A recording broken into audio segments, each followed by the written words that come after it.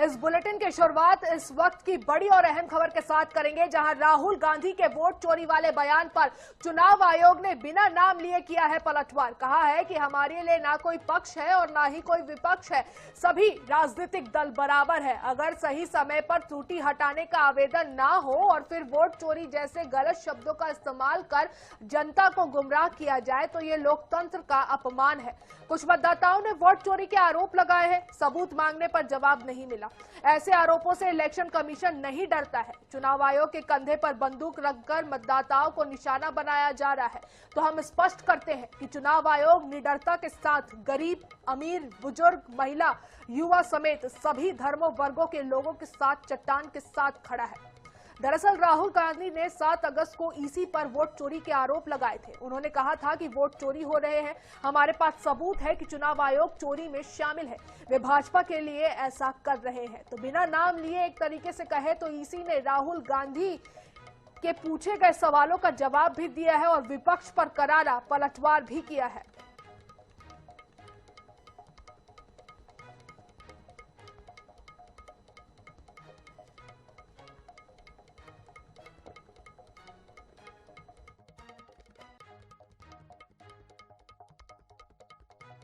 नहीं है और अगर आपको शिकायत करनी है चुनाव आयोग के समक्ष तो आपके पास, मेरे पास, किसी भी सांसद के पास फर्क है। और इसीलिए मैं सभी से यह निवेदन करूंगा कि अगर आप निर्वाचक नहीं हैं और अगर आपको शिकायत करनी है चुनाव आयोग के समक्ष तो आपके पास, मेरे पास, किसी भी सांसद के पास, किसी भी एमएलए के पास और आपके पास भी सिर्फ एक ही विकल्प है और वो विकल्प है registration of electoral rules, rule 20, sub clause 3, sub clause B, जिसमें कि आपको इलेक्टोरल रजिस्ट्रेशन ऑफिसर के सामने जिस भी कारण से आप बता रहे हैं कि ये गलत है, आप वो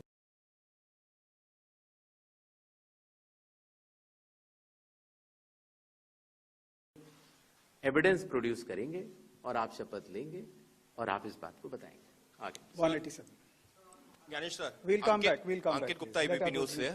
सर, 2-3 सवाल हैं जो एक दूसरे से जुड़े हुए हैं। पहला सवाल ये है, जिसका भी आप भी जिक्र कर रहे थे कि साल भर में जो है ये स्पेशल समरी रिवीजन जो है कई बार होता है, स्पेशल समरी रिवीजन। तो इस साल की शुरुआत में जब जो है समरी रिवीजन हो चुका था तो उसके बाद पिछले 6-7 महीनों में करीबन 22 लाख लोग मृत पाए गए, करीब 32 लाख शिफ्ट हो गए। तो ये आंकड़ा पिछले 6-7 महीने में 22 लाख लोग मर कैसे सकते हैं, ये सवाल उठाया जा रहा है। अगर समरी रिवीजन हुआ था और अब तक, तो ये आंकड़ा जो है क्यों इतना ज्यादा भिन्न, पहले ये सब क्यों नहीं हुआ? इसी के साथ में उसी से जुड़ा हुआ सवाल ये, विपक्षी पार्टियां ये कह रही हैं, इसका मतलब तो ये है 2024 का 1 साल पहले जो चुनाव हुआ था वो, इसका मतलब जो तमाम आप 65 लाख का आंकड़ा अभी दे चुके हैं, हो सकता है ये आने वाले दिनों में और बढ़े, उन फर्जी मतदाताओं के साथ में हुआ था क्या चुनाव? ये तो सिर्फ बिहार की बात हो रही है, तो क्या इन फर्जी मतदाताओं के साथ में 2024 का चुनाव हुआ था? तीसरा सवाल इसी से जुड़ा हुआ, क्या ये एनआरसी हो रहा है एसआईआर की आड़ में? ये सवाल लगातार कहा जा रहा है और वो क्यों कहा यह जा रहा है कि एक धर्म के लोगों को वोट काटे जा रहे हैं, एक पार्टी को फायदा पहुंचाने के लिए कार्रवाई की जा रही है। तो लगातार इस तरीके के सवाल। 185 मेरा नाम मुकेश कुमार सिंह है, मैं एक फ्रीलांस जर्नलिस्ट हूं। मैं आपसे जानना चाह रहा हूं कि इस बात का ग्रेडिंग कैसे की जाएगी कि जो अभी आपने उदाहरण देके बताया कि ईपीआईसी में एक आदमी नाम डुप्लीकेट करेगा, जब तक आपके पास कोई यूनिक फीचर नहीं होगा, जैसे आधार के मामले में बायोमेट्रिक्स एक यूनिक फीचर का काम करता है हर इंडिविजुअल के लिए ना, उसी तरीके से अगर आप ईपीआईसी से इसको नहीं जोड़ेंगे तो ये संभव ही नहीं है कि आप कभी जिंदगी में डुप्लीकेसी को चेक कर पाए, चाहे कितने एफर्ट्स कर लें। यहां आपको टेक्नोलॉजी की ही मदद लेनी पड़ेगी, मैनुअली ये ह्यूमनली पॉसिबल नहीं है। और इसी से जुड़ा हुआ सवाल ये भी है कि जब इस तरह की चीजें हमारे सामने आती हैं, यानी डुप्लीकेसी को चेक करने की, वही डुप्लीकेसी हमारे सामने जब वोटर लिस्ट में सामने आती है तो एक नया बखेड़ा खड़ा होता है।